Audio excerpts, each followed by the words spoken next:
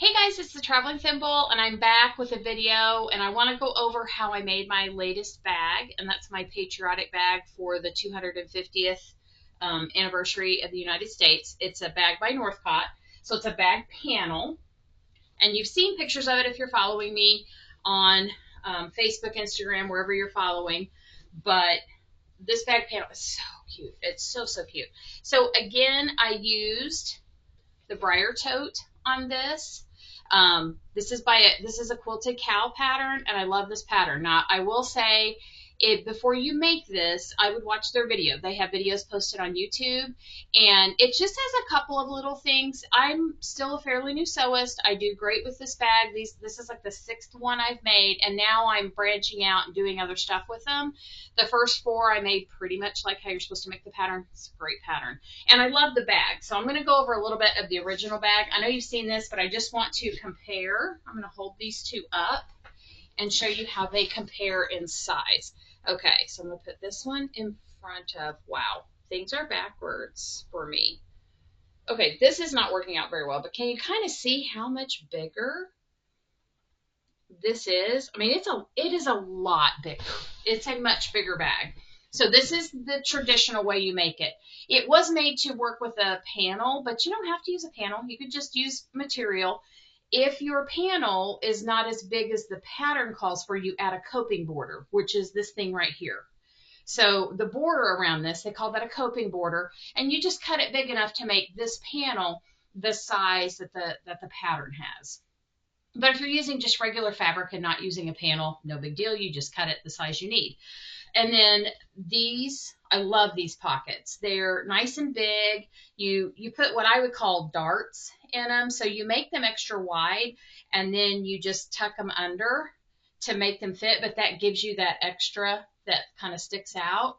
And then it has a true, like a side. You don't box these corners. Typically in bags, all the other bags I've made, I box the corners. But this one has a side and a bottom. And so you don't do that with this bag. So there's a couple of tricks to that have really helped me up my game as far as making bags.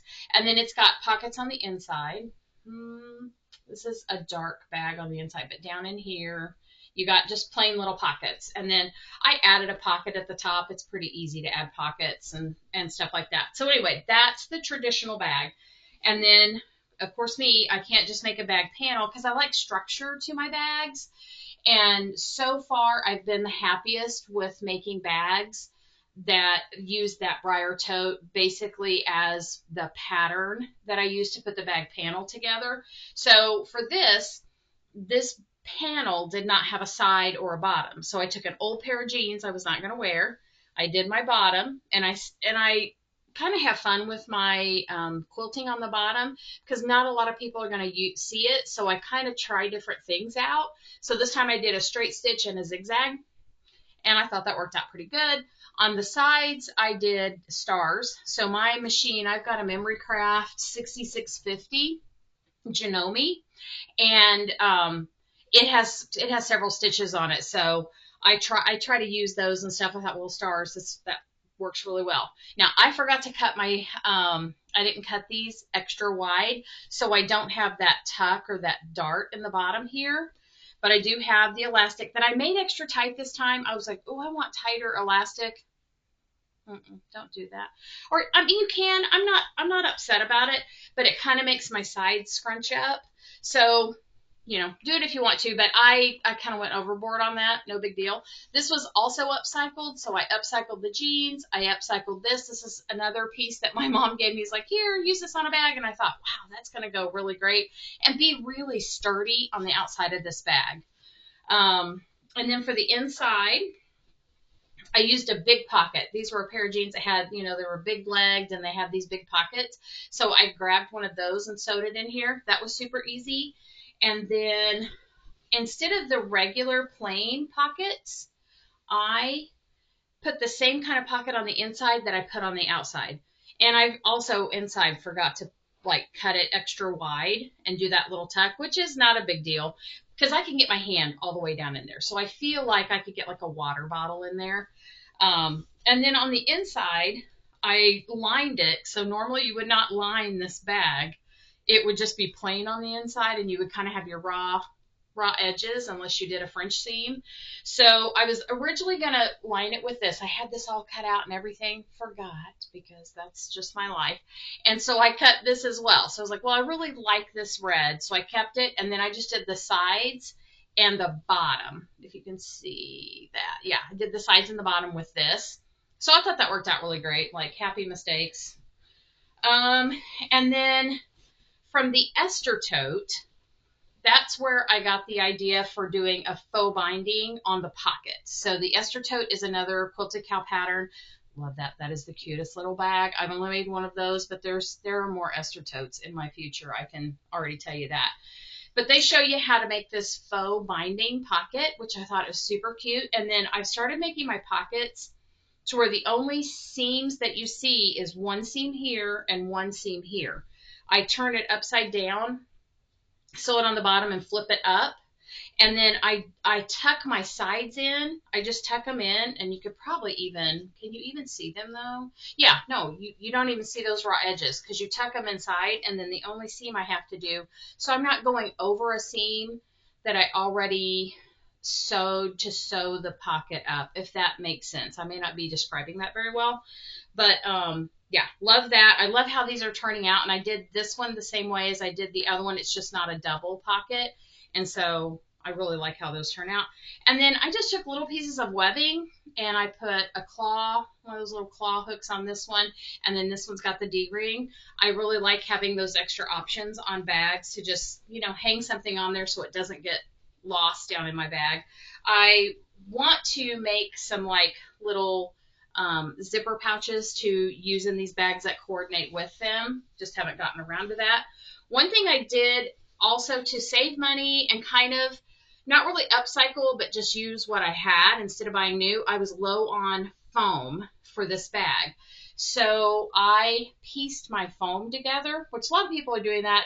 I've heard of like Franken batting. So you take your batting and you zigzag it together and use that instead of like buying new batting. You use all your pieces up. I did that here, but I did not stitch it together.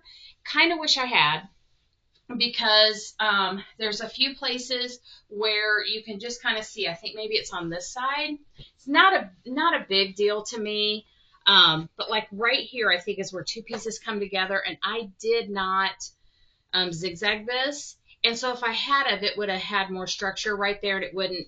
It kind of has a divot.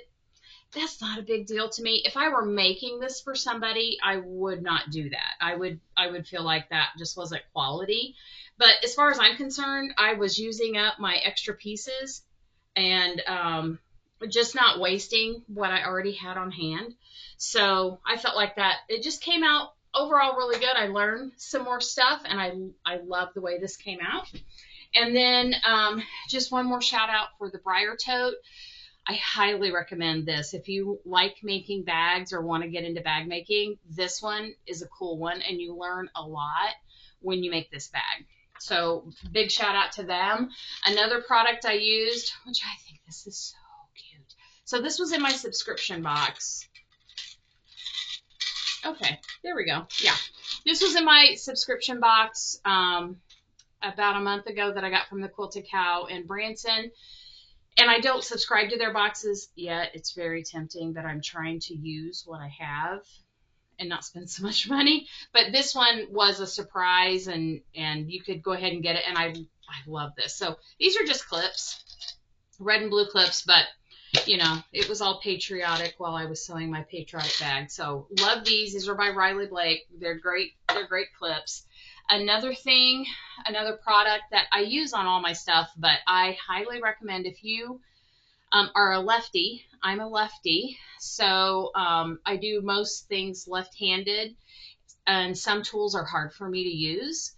And I'm kind of ambidextrous. I can cut right-handed if I have to, but I prefer cutting with my left hand. So this is by Quilters Select. It is a heavy, like this is a weighted cutter, rotary cutter. Get the right name.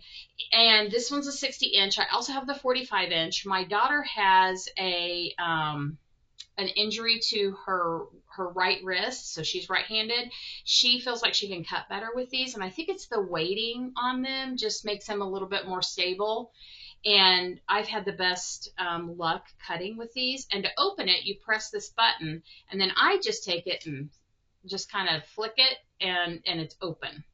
And then to close it back up, you just take that edge, and on a surface, you can just push it and it goes back in place. I use my hand a lot too. I'm really careful, but I like if I've got one hand busy and I need to open this up, I can just do that with one hand. And then again, with one hand on a surface, you can just put that back in place. So, and also the blades on these come off really easy. There's like a magnet and you can switch them out really easy, but these are great cutters. And then the last thing I want to share with you, my sister picked me up this cute little, I've got a little quilted Cal Springfield sticker on the back, and I've got a Missouri quilty sticker on the front. So my sister picked up a pack of these. I can't remember. I think it was at Williams General Store in Mountain Grove. In fact, I think that is where she picked them up, and I was like, oh, I love little books like this, but I wanted to really make use of it because it's, got a cute little quilty pattern on it. So starting in, I want to say it was last October. Ooh, actually, I kind of went back a little bit. Since last August, let's see if I can put that up closer for you. I've been writing down, and I haven't kept up with making little diagrams. I was being all smart about it at first, and then I was like, oh, I don't have time for that. But I have been going through and just adding. This is more what it looks like now. Let me kind of go through here. This is more of what I'm doing with it now. So I'm just writing down the date and a short description of what I've made and if I've made it for somebody, and just little notes like if I've used like the Briar Tote pattern on my panel bag. I've been like, here's the panel, and then here's the pattern that I used on it. So just a little record. I don't know. I just thought it's kind of like my quilty diary. And I can always go back and kind of look and see what did I use on that, or who did I give that to.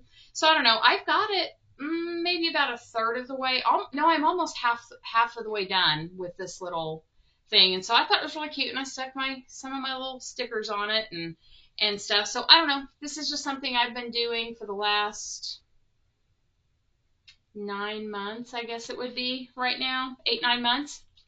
And so I thought I would share that with you. Thank you guys so much for joining me today. I hope you get some use out of what I've told you. If you have questions or anything like that, like, hey, how did you do that? Or I don't understand how you made that work, just give me a shout on any of my socials, and I am happy to answer you. I hope you guys are having a great week. I will see you later.